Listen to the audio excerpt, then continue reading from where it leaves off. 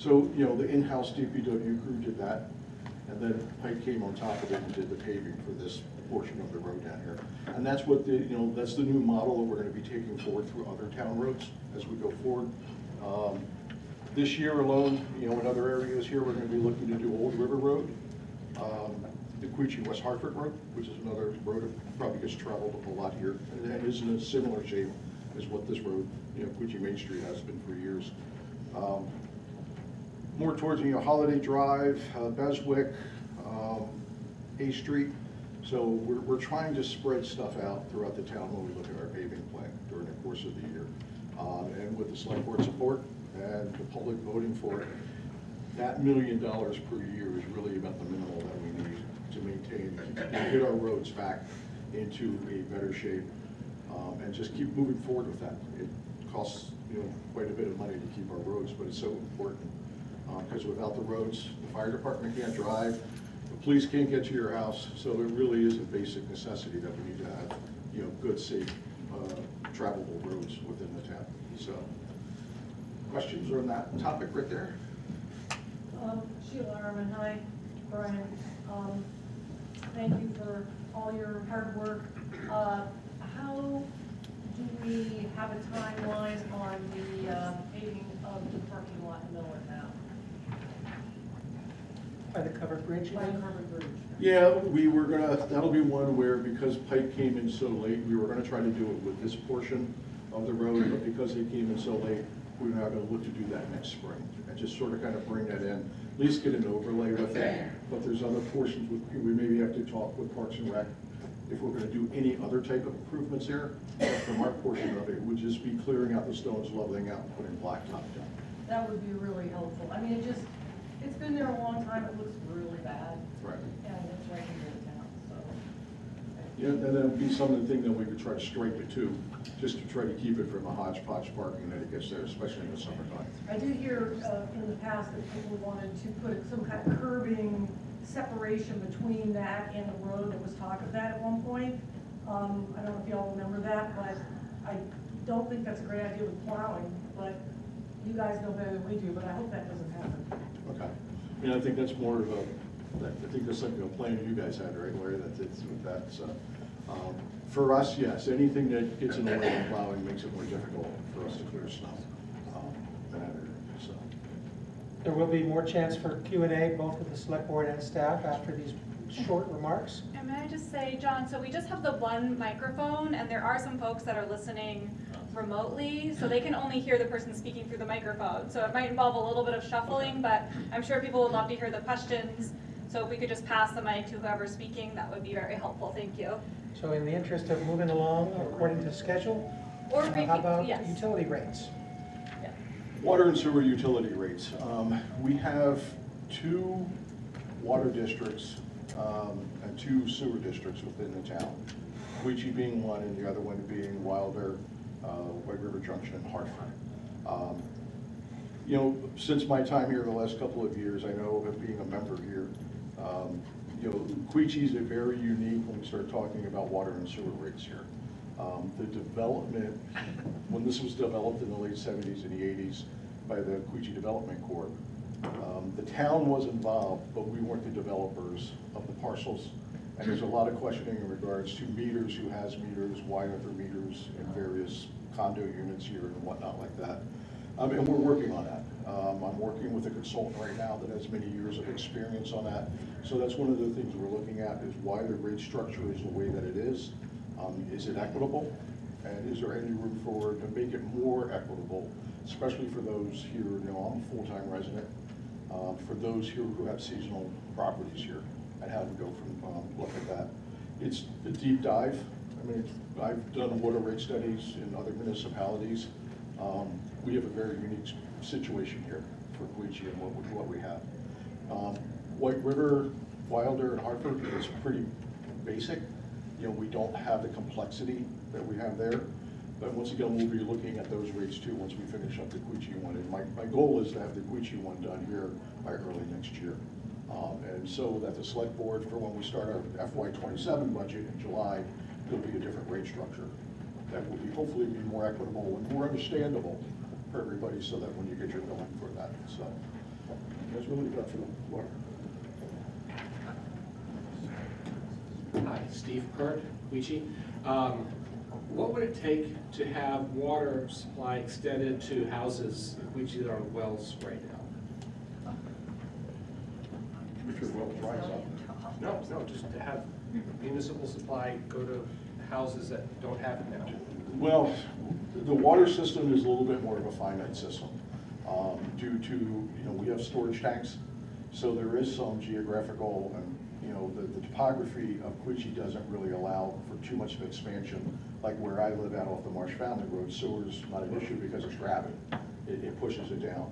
Water, we have to push up to the hills and then have gravity put it down. So it would be something that's more difficult and would be a major capital investment to bring in that infrastructure, that piping, and put booster pump stations in. So I don't really see that much of an expansion into water. If you get out, the Gorge Bridge, we have a line going out there. There's room for expansion out that way. But in this area here, I think it would be a little bit tough if we couldn't tie off already existing water mains that are already in the street from there, so. Thanks very much, Brian, and I noticed you put a plug in for your budget, so good for you. It's a twofer for the DPW director tonight.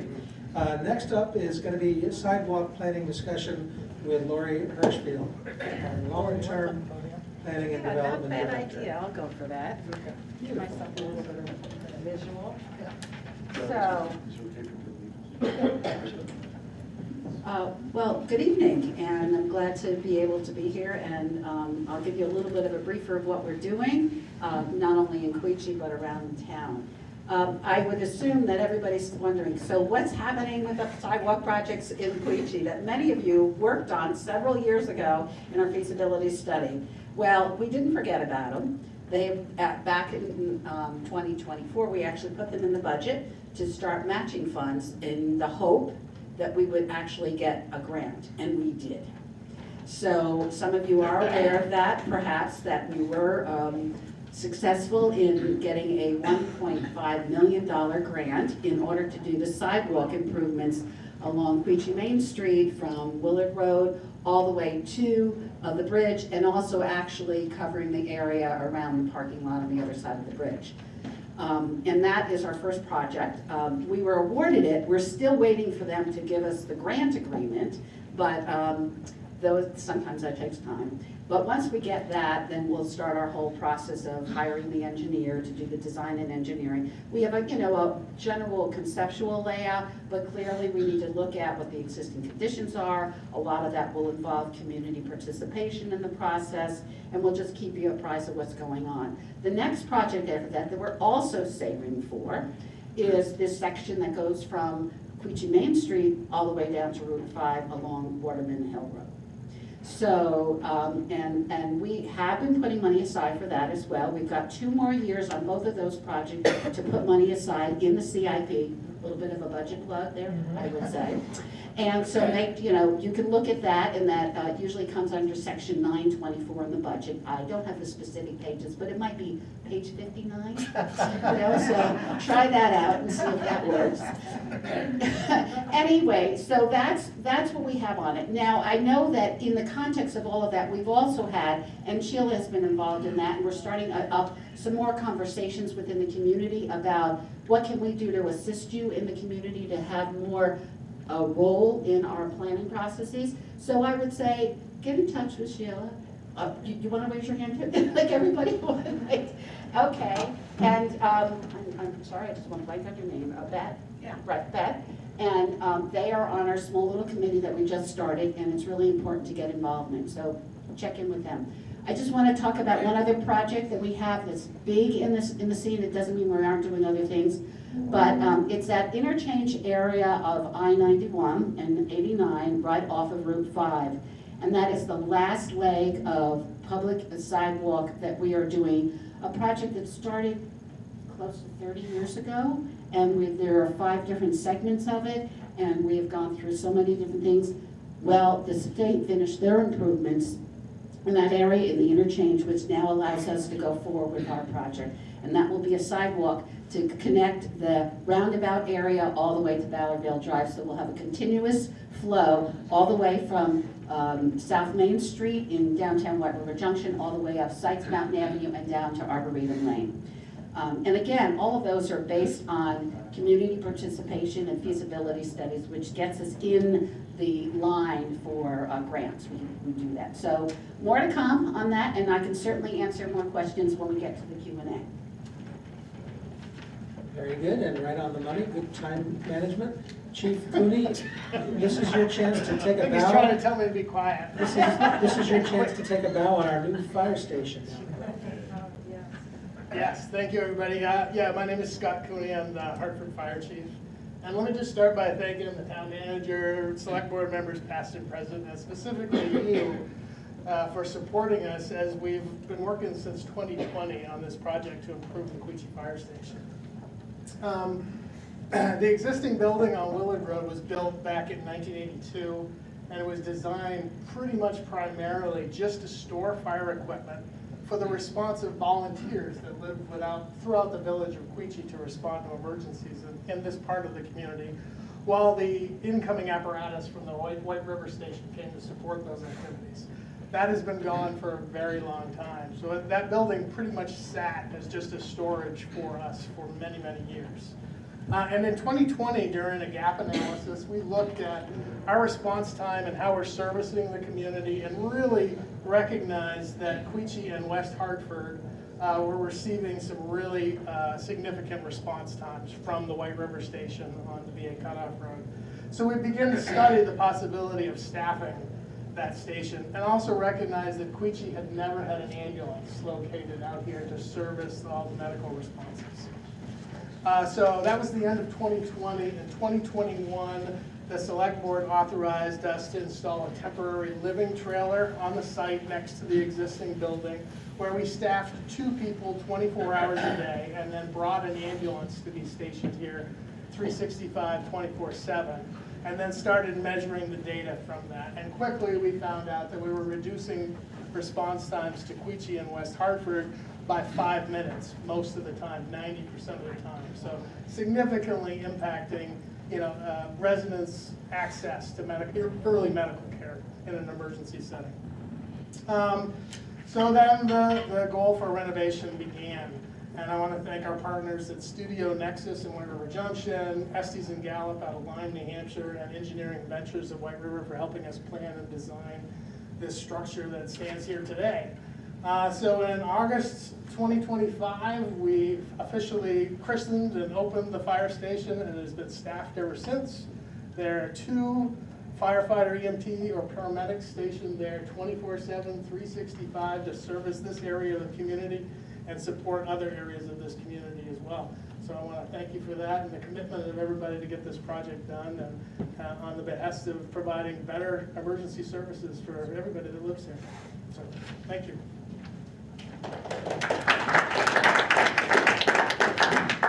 Thank you, and no agenda for Queechee Community Forum would be complete without a brief mention of the reassessment that we've all been through here in Queechee. When I say we, I include myself. I live up the road on Willard Road, and felt the pain myself of the reassessment of particularly condos around town, and I know a lot of them are located here in Queechee. So Rick Vincent, our assessor, could not be here tonight, but he did give me a handout which I'd be happy to share with all of you who are interested, which provides a little bit of history and analysis on the reassessment process and how it impacted the condos seen here in Queechee. In my personal example, and I am listed as one of the 6 examples in his spreadsheet, my condo used to be assessed at $50,000. I bought it 2 years ago at $250,000. My assessment is now $250,000. And I think there are several examples that have been provided that show that one of the benefits of this reappraisal, painful as it may be, is to more accurately reflect the fair market value of parcels in Queechee and across the town. And there the goal, of course, is equity. Are we treating people fairly? And at least in my example, while I have recently dealt with the sting of my new property tax, I understand that it now is reflective of the actual value of my condo. And I find it to be a fair assessment because, again, it's exactly what I paid. I'm happy again to distribute this sheet, which might be helpful to all of you to see a little bit more history and explanation of the assessment process and how it impacted across the town. The average assessed value increase since the last assessment in 2017 was about an 85% increase.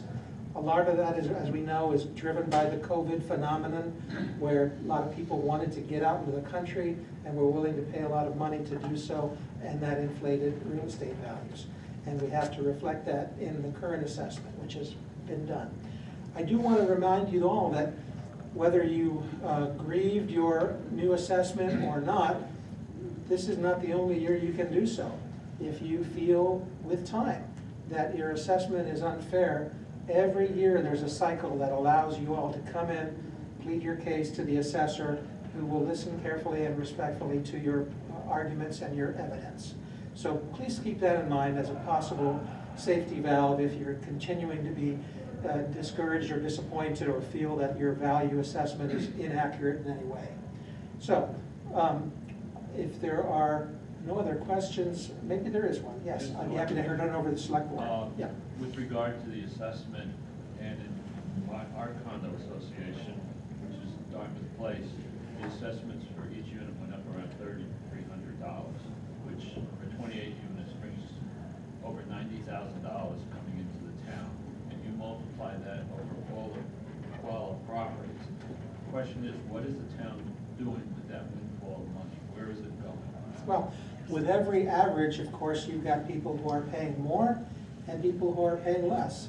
So maybe if we're talking about catching up with the real fair market values in one part of town, another part of town might see that their values, while they increased substantially less than that 86%. So there are winners and losers with every reassessment. That's not my question. Yeah. My question is, the town must have been able to calculate based on all these assessments, how much revenue, additional revenue they're going to take in. The purpose of a reassessment is not to generate, the purpose of a reassessment is not to generate more revenue. It's supposed to be revenue neutral. We still have to raise the same amount that was approved by the voters at town meeting in March. So it doesn't mean that we've got a windfall of new money and what are we going to spend it on. It's rather that there's a different mix in town as to which properties are contributing to the bottom line, which is the amount to be raised by taxes that was voted by the voters at town meeting. So that's the answer to that question. Happy again to distribute this. Feel free to grab me during the meeting, or I'll distribute them while others are talking. But with that said, let's hand it over to the Selectboard, each of whom can identify themselves and make whatever remarks they'd like to. Was there a question? There is a question online. Yes, okay. The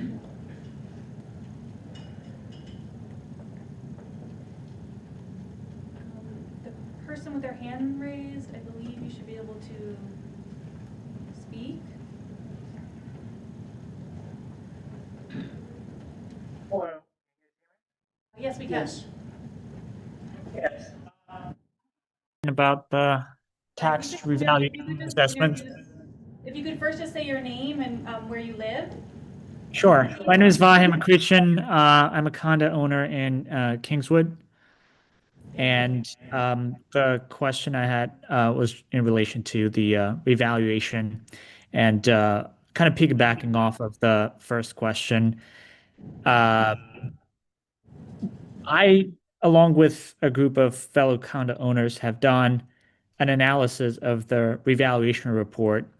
And to your comment just a minute ago, that the revaluation is revenue neutral. So condo owners paying on average 2 or 3 times often more in taxes this year, someone else is paying less. And that someone else, from the clear analysis of the evaluation report, is the top percentile of asset class across the town of Hartford. The most expensive housing across the town, for the most part, saw tax decreases in their assessments compared to last year. The bottom 10%, the most sensitive tax group, probably obvious, has seen their assessments double and often triple. So when you mention that the results of the revaluation sought equity, are you implying that the equity in mind was making the property taxes on the most expensive homes across the town less while pushing the burden to the most vulnerable and sensitive tax group? Definitely not. In fact, the whole goal, I think, in terms of equity is to have people's assessments reflect the marketplace. Real market value, fair market value, as measured often by recent transactions and visits to sites and assessments of their property and improvements over the last few years. If you'd like to share your analysis with me or the assessor, please do so. We'd be happy to look it over and follow up with you and your colleagues who are together working on this assessment for you. Thank you very much. To be honest, I have shared the findings with the assessor who's been to my house. I've been trying to fight this for many months out of desperation. Fair to say that it went nowhere. I'm happy to forward all of our group findings to you directly in the coming week or so. And if it's possible, I would like to schedule a follow-up conversation to dive into the more granular details of these findings and see if there's anything the town would be interested in doing. Be happy to meet with you at any corrected in the coming time. week. Of course, I don't have the expertise of our assessor, but I'd be happy to respectfully hear you out, and I'll look forward to hearing from you. Sounds good. Would like to get to the select board, but if you have a quick question?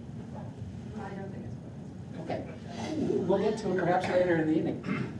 Let me introduce to you the members of our select board who can introduce themselves and make any opening remarks they'd like to have before we start a moderated question and answer session with Beth once again moderating. Hi everyone, good evening. I am Miranda Dupree. I've been on the board since March, and I'm really happy that we're doing these listening sessions, getting out in the community, traveling around to hear from you all. Hi, and I echo what Miranda has said. And obviously I know a few of you, but most likely you'll see me on the select board as the chair. And I will have to apologize for our vice chair. He texted me before I came and his car broke down. So, but we all have busy lives, and we thank you for coming tonight. We appreciate your questions, your concerns. Hi everyone, my name is Ida Griesemer. I live in Wilder. I've been on the board, this is my second year on the board. Moved back to the Upper Valley about 5 years ago after having grown up in the area and lived away for several years. And so it's been wonderful to be back and to really get to know Hartford specifically on a deeper level through this role and to be part of the community. And thank you for also participating and being part of this forum. I really appreciate your presence here.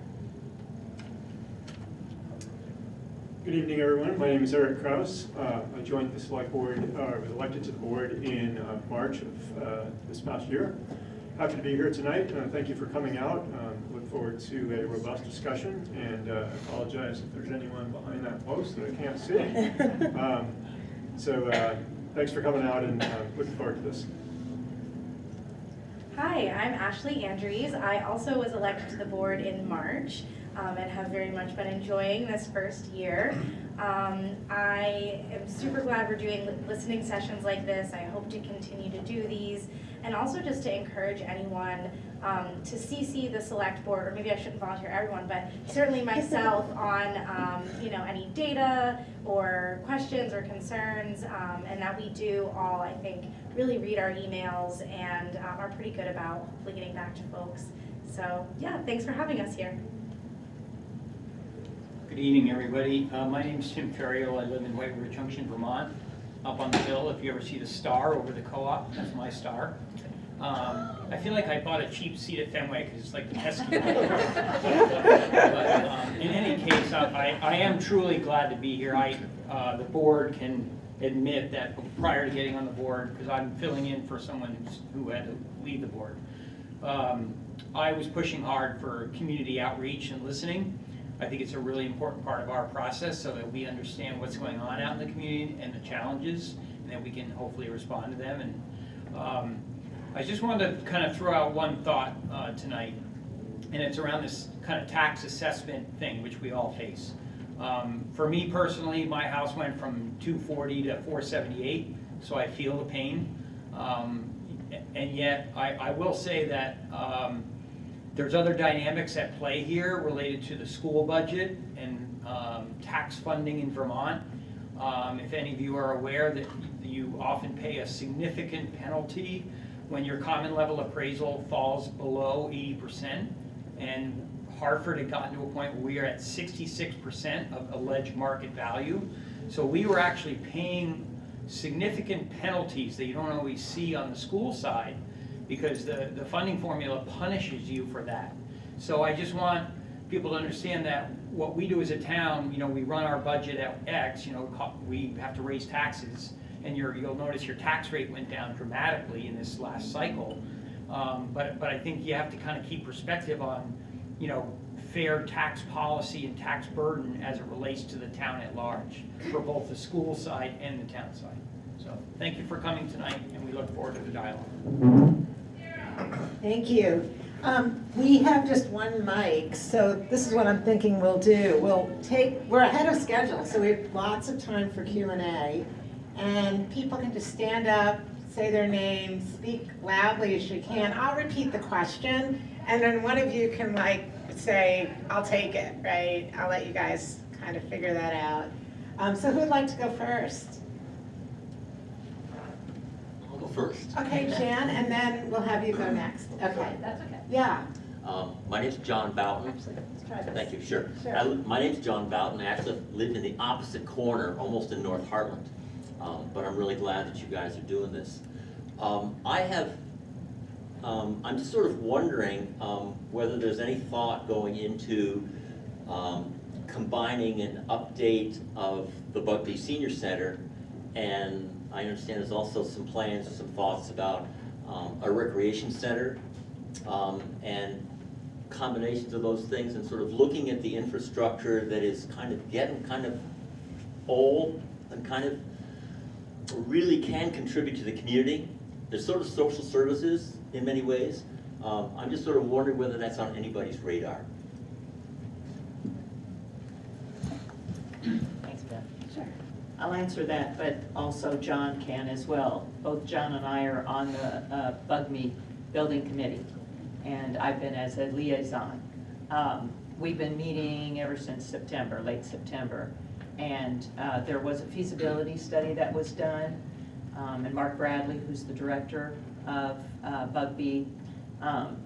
One of the things we've been looking at over the 6 times that we've been meeting is to go in what direction.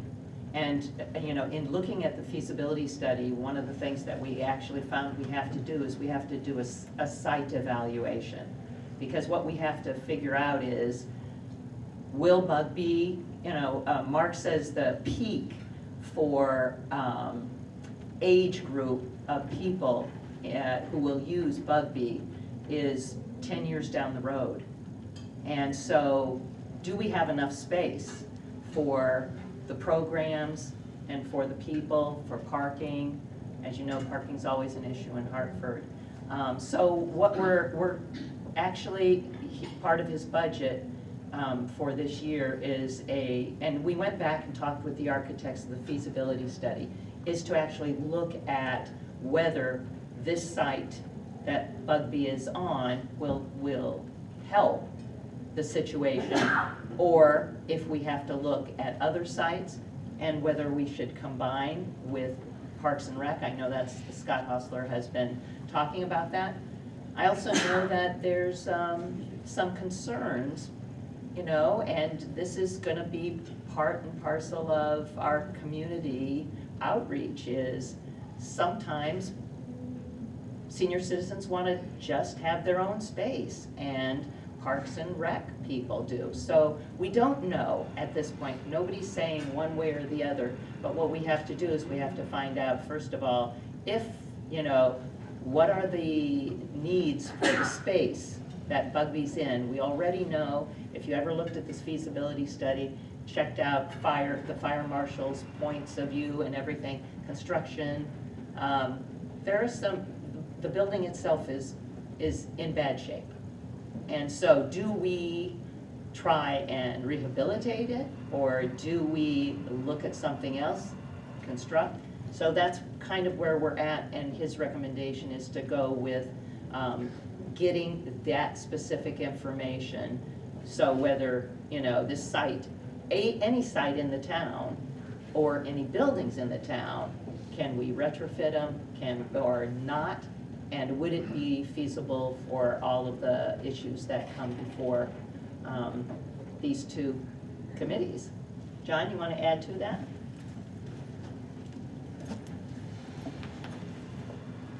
I'll never avoid a chance to use the microphone. But no, I think you really hit it out of the park, Mary.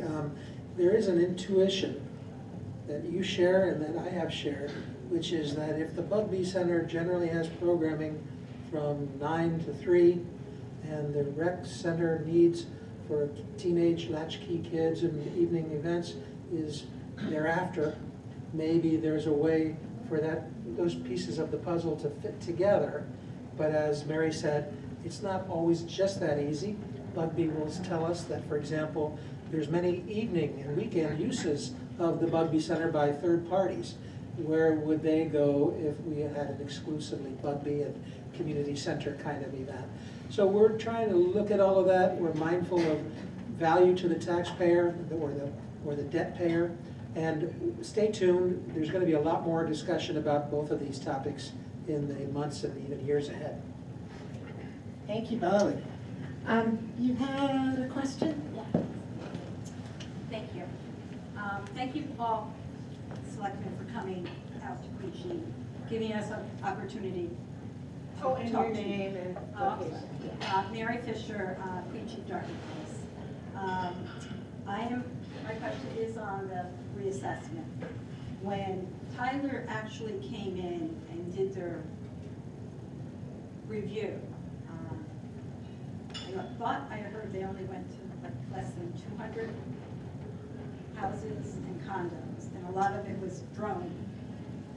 And I know it's a big company that's been around for a while, and it's high tech in how they determine the process.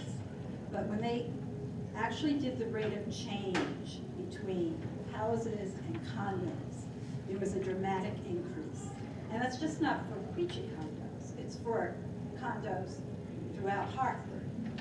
And I don't understand why that wasn't questioned when they came in April.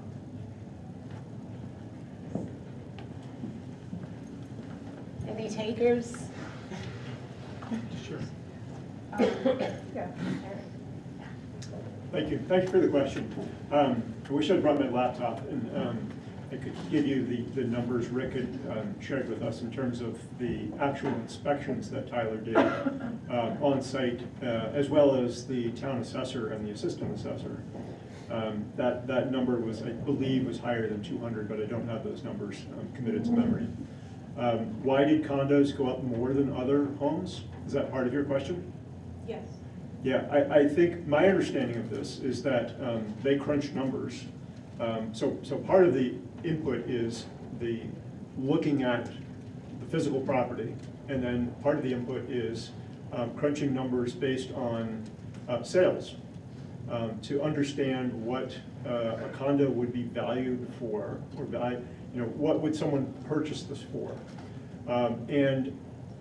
I think it was mentioned earlier about the COVID phenomenon, and I think part of this, there's a few driving factors, but part of it is people were coming to towns like Hartford and buying properties that were more affordable. So they weren't necessarily buying the $500,000 or $600,000 four-bedroom house. They were buying maybe a second home, maybe a home because they wanted to get out of the city because of the conditions and the circumstances there.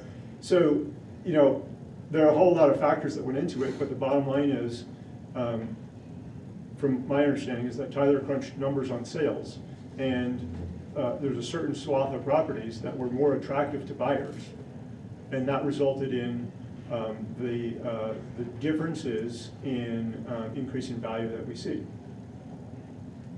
Sure. Thanks for the question. I just wanted to add to what Eric said and put it in a slightly different way, like different words, but I think there's just a huge demand in our community for smaller homes. And there is not enough supply to meet that demand. And so that increases the value of small homes. And that is a real problem because it's a problem for people that want to perhaps downsize to a smaller home, want to be here, seasonally part-time in a smaller home, want to, like myself, be a first-time home buyer and buy a smaller home. Like, we just don't have enough to support the need for that in our community. Fortunately, we have a really excellent committee called the Housing and Homelessness Committee, led by John Hafner, who's a great leader and a community member, doing a lot of work in collaboration with Lori's department, Planning Development, to look for opportunities and state incentives to bolster housing development, to try to create more homes that are smaller, affordable, to sort of balance that market pressure out a bit. Yeah, and I just wanted to say, as far as Tyler Technology is concerned, I don't know how many people know this, but about 2/3 of the towns in Vermont had to go through a revaluation, and Tyler Technologies worked with many of them. So they're not a, of course we can all Google it and make some theories about how effective or efficient they are, but I think that I trust the people that have come before the assessor and have been hired by the town. We're pretty rigorous about those, the way that we operate. The other thing is, like what Ida is saying, and I've been on the board for over 4 years, this phenomenon is unique. I actually lived in Hanover in a condo, and my condo sold for the amount of money, and this was back in 2020 during the pandemic. My condo, which was about 800 square feet, sold for $280,000. And I bought my home, which is 1,700 square feet in Wilder, and it's at that time for $283,000. So I got twice as much house for what I had over in Hanover at that time. Now the revaluation, my house is worth, according to the assessment, $465,000. Now, a very practical way of thinking about this, it hurts at the time and, of paying the taxes, but at the same time, a realtor friend of mine said, yeah, you could make a lot of money on this, Mary, but where would you go? And that is, going back to our situation. We don't have enough housing to kind of equitably distribute a lot of this. There are a lot of big homes in Hartford. And as Ida said, there's a lot of people that moved up here to condos. And unfortunately, they're very popular now. They're more popular than some of the others. So that's, something to just think about. I appreciate your question. Anybody else? We do have some online. Okay. Person online, Vahim, sorry, I don't know how to pronounce your name. Correct, But- yes. Okay, great. Yes, thank you very much. So I had a follow-up question on this topic. Does the town have or maintain a sales ratio statistic for the period in which the revaluation was done, which is my understanding from April of 2023 to April of 2025? I have asked about this, the town assessor, and he said he personally does not. I would think that the answer to that is no. And that's why we do engage a professional organization like Tyler Technologies, that they maintain a database on that kind of information. We do have our town, I'm sure you're aware, the Beacon Schneider database, which does track to some extent sales data. You can usually go in there and see recent sales and the cost that a property was purchased for, but I don't think it's, I don't know if there's a tool in there to be able to do much with that data. So I hope that answers your question. Did you have a? Oh, there's one more comment. Sorry, I appreciate your input here, and I just wanted to throw out a few thoughts. One is that I think there is indeed, in this process of trying to get fair assessments of value in a town, we'll call it a bias to the active parts of the market. So that is to say that when you're trying to determine a value point, as Ida had indicated, like things that are buying and selling in the market give you that's what they use as a tool to say, okay. And to give you a quick example for myself, I used to live at Woodhaven condos, and I bought a condo for $130,000 and thought I was rich because I sold it for $150,000. Well, those same condos now are going out the door at over $250,000. So clearly that market has strengthened, and people are willing to pay a premium for that asset or entity. So it's a tricky business. I think there's a combination. What I've done is when I've tried to see, hey, is what happened to me fair? I often do like dollar per square foot analysis, cost to build analysis. So they do use different tools in the toolbox to try and make these assessments fair for all involved. And it's tricky business. I mean, I'll be honest with you, I was predicting that the commercial side, which we often don't talk about because we don't live in our commercial buildings, they had other years where they've got hit really hard when these reassessments happen, whereas on the residential side, we don't. I was anticipating this cycle that the residential side would indeed bear a larger burden, and that did happen in this cycle. But I think we have to acknowledge that it's both a science and an art to try and like figure out the best methodology to make it fair for everyone involved. May I do a follow-up question? Yes, go ahead. Yes, thank you very much. I'm fully cognizant of many of the arguments that were brought up that COVID had initiated a higher demand on the more affordable housing side. But the main issue with not maintaining a up-to-date sales ratio spec sheet is that what often falls through the cracks is that if the most affordable housing goes up in value, so does every other tier of housing. And what the town does not recognize is that there's plenty of real estate across the town that is in May of this year has been valued, for example, at $800,000 or $1 million that is listed on the market between $1.5 to $2 million if they're selling it. Very limited amounts because there's far fewer transactions happening at that top percentile. But the discrepancy arises because the sales ratio is not maintained. Now, is that something that the town in the coming months or years is planning to implement to actually confirm the validity of the reassessments? Because like you said, it is a super tricky business and software company, and that's what Tyler Technologies calls themselves. They are a software company if you ask them. When rely on a software company to do fair valuations of real estate across the town, this is the situation that we have to face if we don't course correct for it post factum.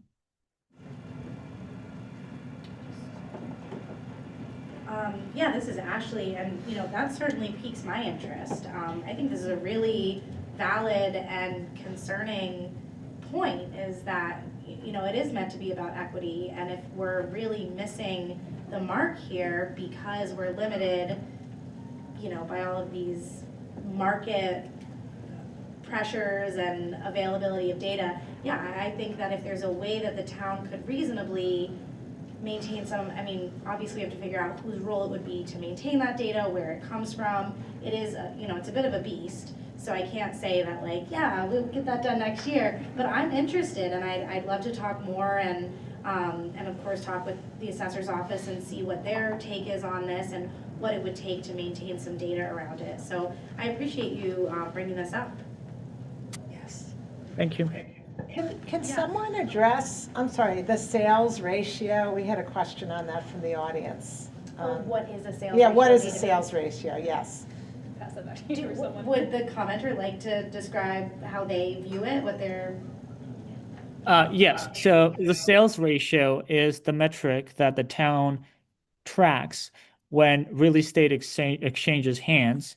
They look at the price at which the given housing unit had sold for and compare it to what they have recently revaluated it for, which actually shows whether or not the valuation metrics used at any decile of housing, ranging from the most affordable to the most expensive, how, in a practical sense, they are actually reflecting of the accuracy. Because Tyler Technologies relied on data, software data, which does not necessarily extrapolate to real life. So the only way to confirm whether a house that's been valuated at $500,000 is indeed worth that is to confirm if that unit goes on sale, what is the final purchase price for it, and understand at different tiers of housing prices what the level of discrepancy is.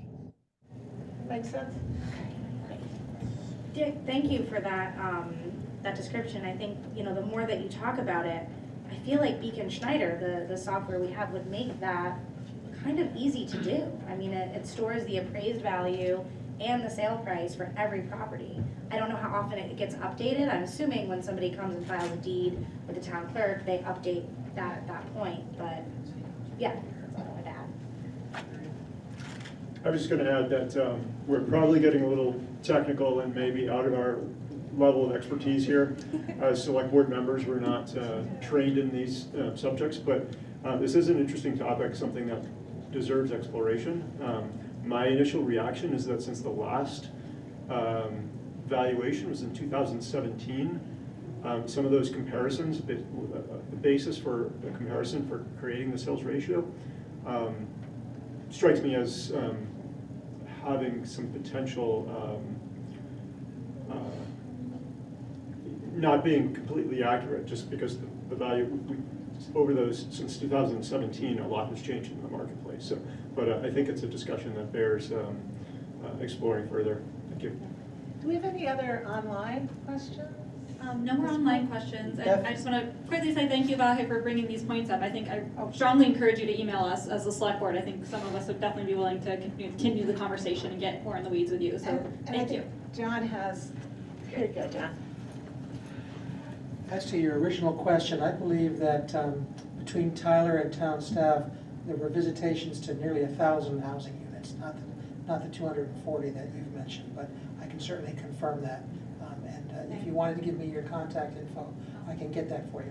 Awesome.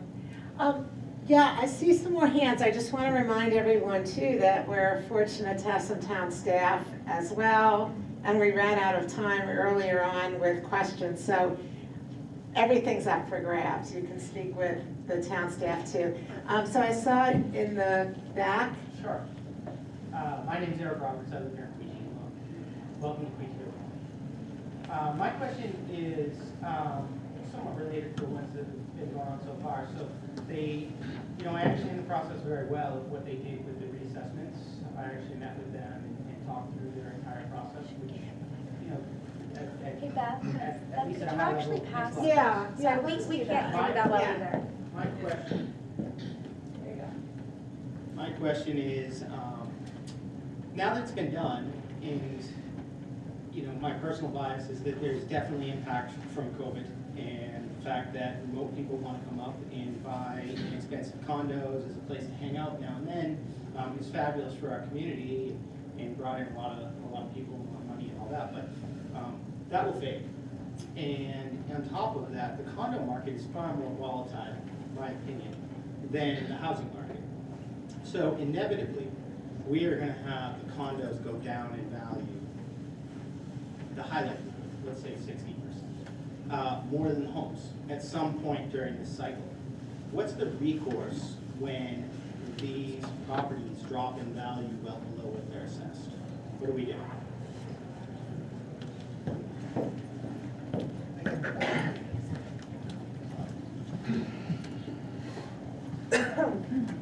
Correct me if I'm wrong here, John, because I think maybe you were going to say this, but I think what the town's plan is, because we were so behind on reassessing home values, is that they're planning on doing some cycling, and so every 2 years, I think they want to make it through a portion of the town, so that every 7 years, every home, but every part of the town has been reassessed and is as up to date as it can be. John, you have to worry about it. I think the way our assessor has explained it to me is that it's important that all housing values be set as of a common date, but it doesn't hurt to gather information more frequently so that it's available to start the process and be more quick on a townwide reassessment.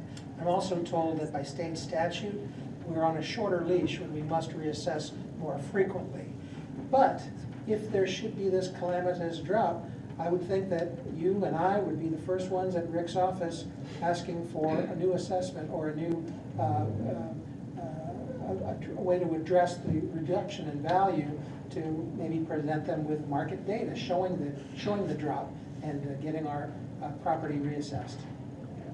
If I'm being honest, it's already started, right? So the condo values are going down in most recent sales. So this is highly likely to continue. I'm not a soothsayer, nor am I a billionaire because I know all these things. But it's not out of the ordinary to think that would continue. So I think it is something the town's going to run into, and I think it was not on their radar to classify them as sort of more volatile or less in these different things that we're going to be up against in the next couple of years. And I understand the formula, what they did. I don't think they did a good job. Right? People's taxes should not have gone up by 40 or 50% when the town budget was going up by 8. Like, that should have been smoothed out more. And they're going to run into these kind of problems because of it. So that's just my opinion, and I do respect you all. I thank you all for coming. That's a sentiment that's out there, and I'm not the only one trying to buy conversation. Thank you. Yeah. Other questions? Hi, Ted Friedman, Queechee. I'd just like to comment on a few of the things that have been said about the reassessment. I mean, in defense of the town, this is not an exact science. They haven't done it for a long time. Queechee properties, we looked at the entire database, and Queechee single-family homes have gone up by an average of 100%, condos by about 150. There's plenty of market data that's based on. There were well over 500 sales in the last 5 years. So out of 1,400 properties, that's a pretty good representation that the town had to establish the basis. And if you look at condo communities, there was a lot of turnover in condo communities, so they had actual sales data. Now, I don't think we or the town can predict what's going to happen to properties going forward, whether condos are going to go down more than single-family homes or not. I don't know that. But in defense of the town and the company that did it, they had plenty of data, and I think it's a pretty accurate reflection of what's actually gone on in the town in the last 5 years, 7 years. Do you have a question, or you No, want to it just was make just a really a comment? comment. Okay. And I just want to thank everybody for being here. Yeah. And also, thank you for the paving. And Michaela, do you want to, are you ready to ask your question? Great, thank you, Tim. Hi, Michaela LaBelle. I missed the select board meeting last night, but I'm the director of the Queechee Library, so I would love to chat with you guys and send you some data later. So I recognize a lot of people here. My question is for the select board and maybe for Lori. I know we talked about this, I think at our Queechee town planning meeting earlier, but I lived in Queechee for 4 years. I rent an apartment behind a motel near the public house. So imagine my surprise when I learned that there's a large HOA with lots of expensive homes around. That was not on my radar when I moved. And I was looking, through the library, I print agendas for various town commissions daily, it feels. And I was nervous about seeing for the planning, I can't remember the exact, what the agenda was exactly, but a partnership between BlackRock and Twin Pines, and feeling really nervous about how apartments are developing and how apartments are being zoned and who has control over our most affordable housing and the rental markets. A couple years ago, a Boston developer bought up a bunch of Queechee apartments and priced a lot of people out, especially people that worked at the public house. So just feeling nervous about that and wondering if the select board or Lori, you can speak to the rental, how we're thinking about rental markets and protecting people that don't necessarily own in Queechee and also elsewhere in Hartford.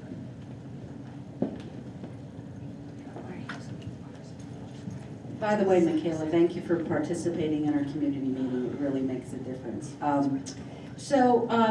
The units that you see of the partnership app, there are 48 units. There's 192 that are in the main section that's being developed currently. And then there is an approved plan for 48 units below. That is the affordable housing component of what they worked out as a piece of their total 200, just under 200, well, 250, 200 actually, 40 units that they're doing totally. So that is coming back on the radar because there's some changes that are going to get made to a little bit here and there to make it the development a little bit more affordable, but also most particularly because of getting the additional funding that they need to implement that as an affordable housing project. And when I say affordable housing, majority of that is tied to median income. So when you think about median income, you think, oh, it could be anywhere up to 80% of median income, and for a household of 4,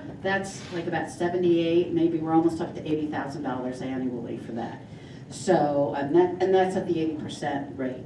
So we're really talking about folks that could be at the very low end, but also folks that are teachers and working in our communities and living and wanting to live and work in our communities. So I hopefully that answered your question.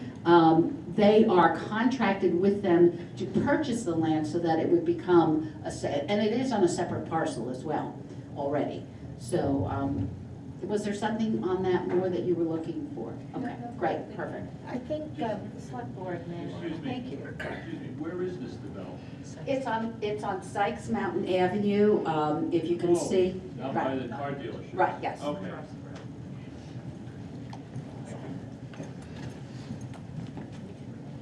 I appreciate that question a lot.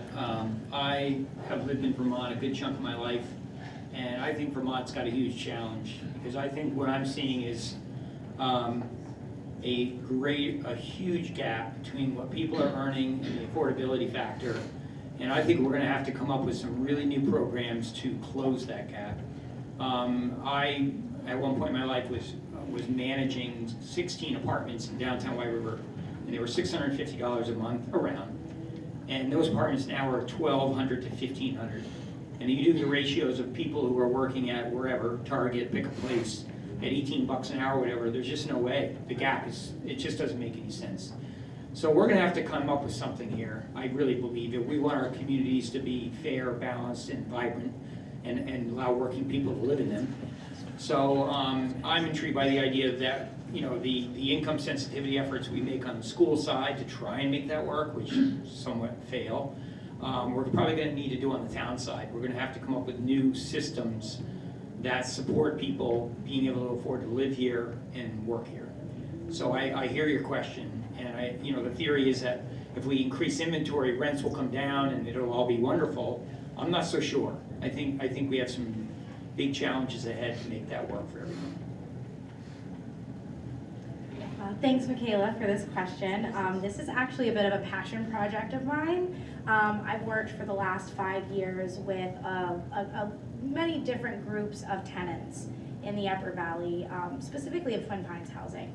And I have a lot of concerns about the rights of tenants and the management of some of these much larger buildings. I think it's kind of unique in Hartford that we are seeing so many more like multi-story, almost like more kind of city-like apartment buildings going up, especially in White River Junction area.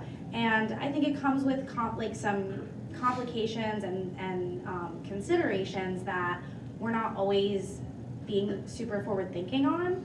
And I want to bring that thought to the table, and also bring tenant voices to the table as much as I can. And some of the positive things I think that we're doing to address that is we do have this coalition that works with community members and HPD, which is a kind of newer program that, and like topics are often around some of the larger rental apartment buildings and how often is public safety responding there, how often are there safety concerns in those areas for tenants and for other community members. And I think that coalition has a lot of potential to hopefully get off the ground and start coming up with safety plans and making sure that tenants, for example, I'm going to meet with a tenant tomorrow who's in an affordable housing unit on Social Security and disability, and their rent is $1,400 a month, and they're being evicted because they're on Social Security and disability. They can't afford $1,400 for rent in a subsidized unit. So I have concerns too. How affordable are the affordable housing units that we're putting up, and are they accessible and sustainable? So that's just my little plug on that, and I'm always happy to talk housing if you ever want to follow up. Anyone else want to address? I'd like to talk a little bit more about what we are doing, and with the support of the Select Board and our Housing Committee, we have been working on a pilot project where we want to be able to look at that smaller scale type of development, up to 4 or 5 units, or an ADU, an accessory dwelling unit in the back of your yard, which you can do just by right as long as you meet your setback requirements.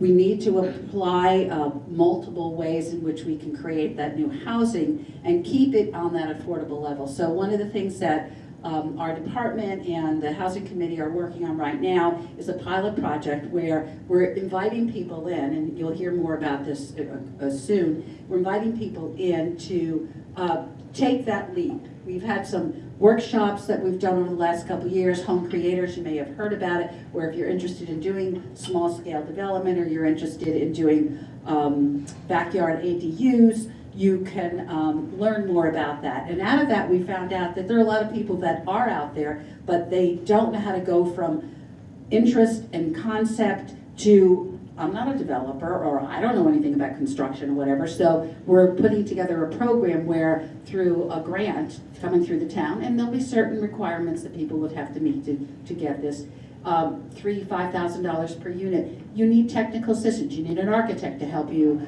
figure out how to do this, or you may need to do a survey on your property to make sure you have enough room. Those are things that we could bring to the picture and help somebody get to that next stage. We're also working with the state right now on a pilot project called 802 Homes for All, where we're one of 3 communities that was selected, and we put ourselves forward to help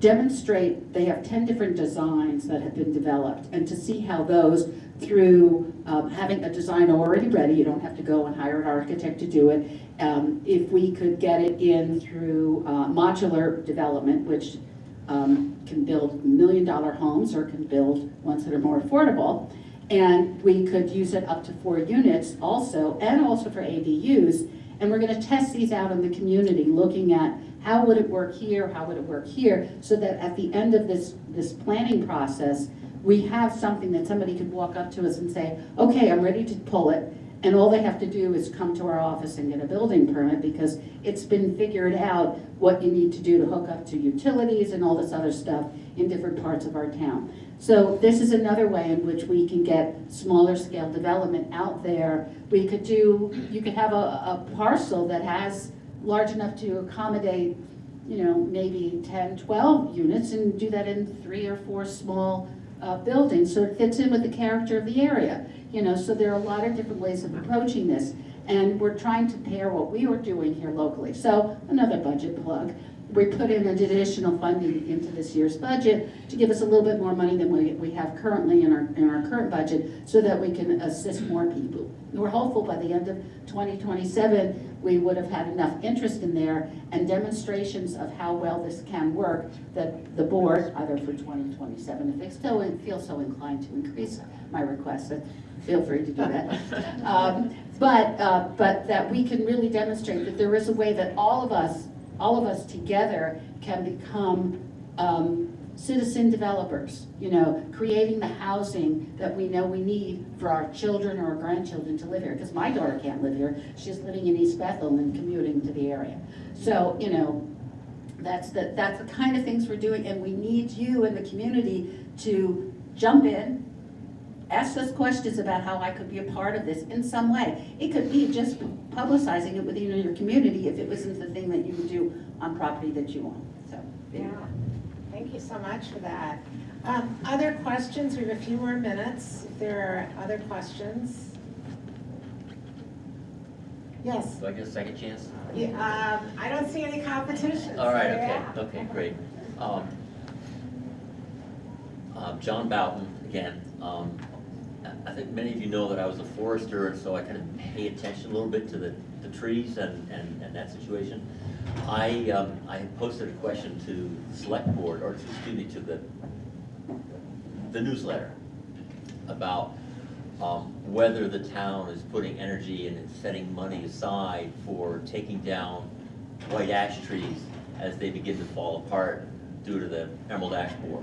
And so this is kind of a plug for making sure that the Public Works Department has enough money to be doing that, because my sense is that as branches fall down, someone's got to pick them up, and it's a cost. But that's sort of a plug and sort of a question at the same time. Are you considering this? Thank you. Thanks. Would like to. Eric. Thanks for the question, John. And I do remember having a conversation with you about this some time ago. And so when I saw the budget, I was asking the Director of Public Works about, they have a line item for trees, and whether that is reactive or proactive work. On the DPW side, it's mainly reactive work as his response. So there's money in that, but it's but I think part of your question is about these trees are dying, and if we're proactive about it, it's probably going to help us out, right? And so that part of the budget is in the tree ward. I think it's the tree warden. Oh, tree warden. And there is money in the budget to do some of that work. I haven't spoken to the tree warden, but I think that's it's worth exploring a little bit more. But that's the person who would probably be looking at it from a proactive standpoint.